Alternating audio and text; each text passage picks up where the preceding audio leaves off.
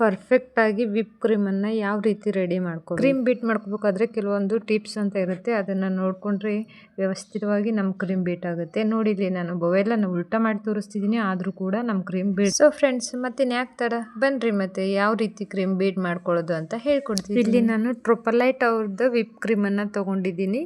ಇಲ್ಲಿ 1 ಕಪ್ ಆಗೋಷ್ಟು ವಿಪ್ ಕ್ರೀಮನ್ನು ನಾನು ತೊಗೊಂಡಿದ್ದೀನಿ. ಈ ಕಪ್ಪು 250 ml ಆಗಿರುತ್ತೆ.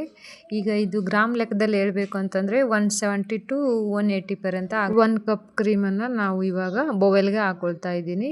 ಇದು ರೂಮ್ ಟೆಂಪರೇಚರಲ್ಲಿ ಇರಬೇಕು. ನೋಡಿ, ಇದು ಬರ್ಪ್ ಆಗಿದೆ. ಈ ಬರ್ಪ್ ಎಲ್ಲವನ್ನು ಮೆಲ್ಟ್ ಆಗಬೇಕು. ಇದು ಲಿಕ್ವಿಡ್ ಕನ್ಸಿಸ್ಟೆನ್ಸಿ ಇರಬೇಕು. ಇದು ಡೀಪ್ ಫ್ರಿಜ್ಜಲ್ಲೇ ಇಟ್ಟಿರಬೇಕಾಗುತ್ತೆ. ಟ್ರೊಫಲೈಟ್ ಕ್ರೀಮಲ್ಲಿ ಬರ್ಪ್ ಇದೆ ಅಂತ ಸ್ಪೆಚುಲಾಯಿಂದ ಈ ರೀತಿಯಾಗಿ ನಾನು ಮೆಲ್ಟ್ ಮಾಡ್ಕೊಳ್ತಾ ಇದ್ದೀನಿ ಬರ್ಪನ್ನೆಲ್ಲವನ್ನು. ನೋಡಿ, ಇಲ್ಲಿ ಸ್ಪೆಚುಲ ತೊಗೊಂಡ್ಬಿಟ್ಟು ಸ್ವಲ್ಪ ಈ ರೀತಿಯಾಗಿ ಕೈ ಆಡಿಸ್ಕೊಂಡ್ಬಿಟ್ರೆ ಅದು ಬರ್ಪ್ ಏನಿದೆಯಲ್ಲ ಅದೆಲ್ಲ ಕರಗಿ ಮೆಲ್ಟ್ ಆಗುತ್ತೆ. ಸೊ ಇವಾಗ ಪರ್ಫೆಕ್ಟ್ ಕನ್ಸಿಸ್ಟೆನ್ಸಿ ಇದೆ ನೋಡಿ ನಮಗೆ ಕ್ರೀಮ್ ಮಾಡ್ಕೊಳ್ಳಿಕ್ಕೆ. ಇವಾಗ ನಾನು ಬೀಟ್ ತೊಗೊಂಡ್ಬಿಟ್ಟು ನಿಧಾನಕ್ಕೆ ಬೀಟ್ ಮಾಡ್ಕೊಳ್ತಾ ಹೋಗ್ತಾ ಇದ್ದೀನಿ.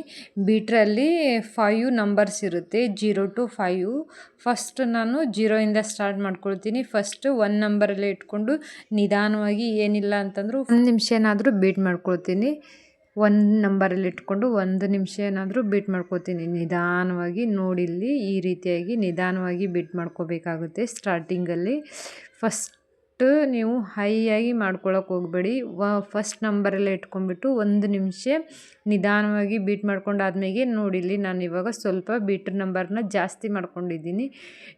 3 ನಂಬರ್ಗೆ ಮಾಡ್ಕೊಂಡು ಕ್ರೀಮ್ ಕನ್ಸಿಸ್ಟೆನ್ಸಿ ಸ್ವಲ್ಪ ಗಟ್ಟಿ ಆಗ್ತಿದ್ದಂಗೆ ಸ್ವಲ್ಪ ನಮ್ಮದು ಬೀಟ್ರ್ ಲೆವೆಲನ್ನು ಸ್ವಲ್ಪ ಜಾಸ್ತಿ ಮಾಡ್ಕೊಳ್ಬೇಕಾಗುತ್ತೆ. ನೋಡಿ, ಇವಾಗ ನಾನು 3ಯಲ್ಲಿ ಇಟ್ಕೊಂಡ್ಬಿಟ್ಟು ನಿಧಾನವಾಗಿ ಈ ರೀತಿ ಬೀಟ್ ಮಾಡ್ಕೊಳ್ತಾ ಇದ್ದೀನಿ. ಸ್ವಲ್ಪನೇ ಗಟ್ಟಿ ಆಗ್ತಿದ್ದಂಗೆ ನಾವಿಲ್ಲಿ ವೆನಿಲಾ ಎಸೆನ್ಸ್ ಹಾಕ್ಕೊಳ್ಬೋದು. ಮತ್ತು ನಿಮಗೆ ಕ್ರೀಮಲ್ಲಿ ಸ್ವಲ್ಪ ಸ್ವೀಟ್ ಜಾಸ್ತಿ ಬೇಕನ್ನೋರು ಐಸಿಂಗ್ ಶುಗರ್ ಕೂಡ ಆ್ಯಡ್ ಮಾಡ್ಕೊಳ್ಬೋದು, 1 ಟೀ ಸ್ಪೂನು. ಬಟ್ ನಾನಿಲ್ಲಿ ಬರೀ ವೆನಿಲಾ ಎಸೆನ್ಸ್ ಮಾತ್ರ ಹಾಕ್ಕೊಳ್ತಾ ಇದ್ದೀನಿ. 1/2 ಟೀ ಸ್ಪೂನ್ ಆಗೋಷ್ಟು ವೆನಿಲಾ ಎಸೆನ್ಸನ್ನು ಹಾಕ್ಕೊಂಡಿದ್ದೀನಿ, ಅಂದರೆ 5-6 ಡ್ರಾಪು. ಈಗ ವೆನಿಲಾ ಎಸೆನ್ಸ್ ಹಾಕ್ಕೊಂಡ್ಬಿಟ್ಟು ಇನ್ನೊಂದು ಸತಿ ಚೆನ್ನಾಗಿ ಬೀಟ್ ಮಾಡ್ಕೊಳ್ಬೇಕು. ನಂಬರ್ 3ಯಲ್ಲೇ ಇಟ್ಕೊಂಡ್ಬಿಟ್ಟು ಬೀಟ್ ಮಾಡ್ಕೊಳ್ತಾ ಇದ್ದೀನಿ ನಾನಿಲ್ಲಿ. ಹಾಗೆ ನಿಧಾನವಾಗಿ ಸ್ವಲ್ಪ ಗಟ್ಟಿ ಆಗ್ತಿದ್ದಂಗೆ ನಮ್ಮದು ಬೀಟ್ರದ ಏನಿರುತ್ತಲ್ಲ ಅದು ಸ್ವಲ್ಪ ಜಾಸ್ತಿ ಮಾಡ್ಕೊಳ್ತಾ ಹೋಗಬೇಕು ನಂಬರನ್ನು. ನಾನಿಲ್ಲಿ 5 ಮಾಡ್ಕೊಂಡಿದ್ದೀನಿ. ಇವಾಗ ಹೈ ಫ್ಲೇಮಲ್ಲಿ ನಾನು ಬೀಟ್ ಮಾಡ್ಕೊಳ್ತಾ ಇದ್ದೀನಿ. ನೋಡಿ, ಕ್ರೀಮ್ ಕನ್ಸಿಸ್ಟೆನ್ಸಿ ಸ್ವಲ್ಪ ಗಟ್ಟಿ ಆಗ್ತಿದ್ದಂಗೆ ನಮ್ಮ ನಂಬರನ್ನು ಸ್ವಲ್ಪ ಜಾಸ್ತಿ ಮಾಡ್ಕೋಬೇಕು. ನೋಡಿ, ನಮ್ಮ ಕ್ರೀಮ್ ಎಷ್ಟು ಚೆನ್ನಾಗಿ ಗಟ್ಟಿ ಆಗ್ತಿದೆ ಅಂತ ನಿಮಗೆ ಕಾಣಿಸ್ತಿರ್ಬೋದು. ಇಲ್ಲಿ ಎಷ್ಟು ಚೆನ್ನಾಗಿ ಗಟ್ಟಿಯಾಗಿದೆ ನೋಡಿ. ಇವಾಗ ಇನ್ನೂ ಕ್ರೀಮು ಪೂರ್ತಿ ಗಟ್ಟಿಯಾಗಿಲ್ಲ, ಇನ್ನೂ ಸ್ವಲ್ಪ ಬೀಟ್ ಮಾಡ್ಕೊಳ್ಬೇಕಾಗುತ್ತೆ. ಇಲ್ಲಿ ನಿಮಗೆ ತೋರಿಸ್ಬೇಕು ಅಂತ ನಾನು ಬಿಟ್ರನ್ನ ಆಚೆ ತೆಗೆಸ್ಬಿಟ್ಟು ಈ ರೀತಿಯಾಗಿ ಸ್ಪೆಚುಲಾಯಿಂದ ತೋರಿಸ್ತಾ ಇದ್ದೀನಿ. ನೋಡ್ಬೋದು ನೀವು ಇಲ್ಲಿ ಕ್ರೀಮ್ ಎಷ್ಟು ಚಂದ ಬೀಟ್ ಆಗಿದೆ. ಈ ಕ್ರೀಮನ್ನು ನೀವು ಇನ್ನೂ ಕೇಕಿಗೆ ಯೂಸ್ ಮಾಡೋ ಹಾಗಿಲ್ಲ, ಯಾಕಂದರೆ ಅದು ಪೂರ್ತಿಯಾಗಿ ಬೀಟ್ ಆಗಿಲ್ಲ. ಸೊ ಇನ್ನೂ ಸ್ವಲ್ಪ ಬೀಟ್ ಮಾಡೋಕ್ಕೋಸ್ಕರ ನಾನಿಲ್ಲಿ ಫುಲ್ ಐಸ್ ಫ್ಲೇಮಲ್ಲಿ ಬೀಟ್ರನ್ನ ಫಾಸ್ಟ್ ಇಟ್ಕೊಂಡ್ಬಿಟ್ಟು ನಾನಿಲ್ಲಿ ಬೀಟ್ ಮಾಡ್ಕೊಳ್ತಾ ಇದ್ದೀನಿ. ನೋಡಿ, ಇಲ್ಲಿ ಯಾವ ರೀತಿ ಡಿಸೈನ್ ಬೀಳ್ತಿದೆ ಎಲ್ಲ ನಾವು ಬೀಟ್ ಮಾಡ್ಕೊಂಡಂಗೆ ಈ ರೀತಿ ಡಿಸೈನ್ ಬೀಳಬೇಕು. ಸೊ ಫೈನಲಿ ನಮ್ಮ ಕ್ರೀಮ್ ರೆಡಿ ಆಗ್ತಿದೆ ನೋಡಿ. ಇವಾಗ ಸ್ವಲ್ಪ ಕನ್ಸಿಸ್ಟೆನ್ಸಿ ಫುಲ್ ಗಟ್ಟಿಯಾಗಿದೆ. ಈ ಸ್ಟೇಜಲ್ಲಿ ನಾವು ಲೋ ಫ್ಲೇಮಲ್ಲಿ ಬೀಟ್ ಮಾಡೋ ಹಾಗಿಲ್ಲ, ಫುಲ್ ಹೈ ಫ್ಲೇಮಲ್ಲೇ ಬೀಟ್ ಮಾಡ್ಕೋಬೇಕಾಗುತ್ತೆ. ನೋಡಿ, ಇವಾಗ ನಾನು ಸ್ಪೆಚುಲಾಯಿಂದ ತೋರಿಸ್ತಾ ಇದ್ದೀನಿ. ಇನ್ನು 1 ನಿಮಿಷ ಬೀಟ್ ಮಾಡಿಕೊಂಡ್ರೆ ರೆಡಿ ಆಗುತ್ತೆ ನಮ್ಮ ಕ್ರೀಮು. ಸ್ವಲ್ಪ ಅಳಸು ಅಂತ ಅನಿಸುತ್ತೆ ಇನ್ನೊಂದು ಸ್ವಲ್ಪ. ಸೊ ಅದಕ್ಕೋಸ್ಕರ ನಾನಿಲ್ಲಿ ಇನ್ನೊಂದು ಸ್ವಲ್ಪ ಬೀಟ್ ಮಾಡ್ಕೊಳ್ತಾ ಇದ್ದೀನಿ, ಜಾಸ್ತಿ ಏನಿಲ್ಲ. ಜಾಸ್ತಿ ಬೀಟ್ ಮಾಡ್ಕೊಂಡ್ಬಿಟ್ರೆ ಓವರ್ ಬೀಟ್ ಆಗಿಬಿಡುತ್ತೆ, ಕ್ರೀಮ್ ಟೇಸ್ಟು ಸ್ವಲ್ಪ ಖರಾಬ್ ಆಗಿಬಿಡುತ್ತೆ. ಸೊ ಅದಕ್ಕೋಸ್ಕರ ನಾನು ಇಲ್ಲಿ ಇನ್ನೂ ಸ್ವಲ್ಪ ಬೀಟ್ ಮಾಡ್ಕೊಳ್ತಾ ಇದ್ದೀನಿ.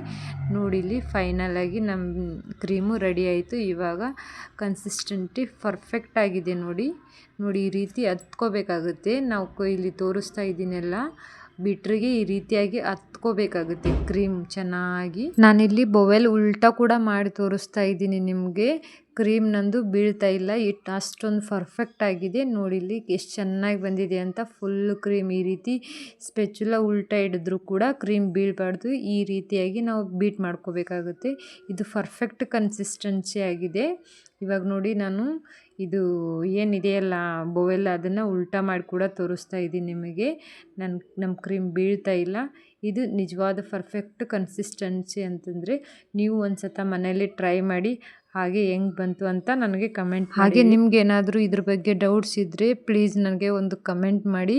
ಹಾಗೆ ಪರ್ಸ್ನಲ್ ಆಗಿ ಯಾರು ಕಮೆಂಟ್ ಮಾಡಬೇಡಿ ಪ್ಲೀಸ್, ಹೋಗಿ ಕಮೆಂಟ್ ಬಾಕ್ಸಲ್ಲೇ. ಮತ್ತು ಇವಾಗೇನು ನಾನು ಕ್ರೀಮ್ ಮಾಡ್ಕೊಂಡೆಲ್ಲ ಅದನ್ನ ಕ್ರೀಮಿಂದ ಯಾವ ರೀತಿ ಡಿಸೈನ್ ಮಾಡ್ಕೋಬೋದು ಅಂತ ನಾನು ಇಲ್ಲಿ ಹೇಳ್ಕೊಡ್ತಾ ಇದ್ದೀನಿ. ನೋಡಿ ಇಲ್ಲಿ M1 ನೋಜಲಿಂದ ನಾನು ಸಿಂಪಲ್ಲಾಗಿ ಈ ರೀತಿಯಾಗಿ ರೋಜಸ್ಗಳನ್ನ ಮಾಡ್ಕೊಳ್ತಾ ಇದ್ದೀನಿ. ಇದು ಒಂದೇ ಅಲ್ಲ, ಇನ್ನು ಬೇರೆ ಬೇರೆ ರೀತಿಯಾದಂಥ ಡಿಸೈನ್ಸ್ಗಳನ್ನು ನೀವು ಕೂಡ ಮಾಡ್ಕೊಳ್ಬಹುದು. ಸೊ ಇವತ್ತಿಗೆ ಇಷ್ಟು, ಮತ್ತು ನೆಕ್ಸ್ಟ್ ವಿಡಿಯೋದಲ್ಲಿ ಸಿಗೋಣ. ಅಲ್ಲಿ ತನಕ ಎಲ್ರಿಗೂ ಬಾಯ್ ಬಾಯ್.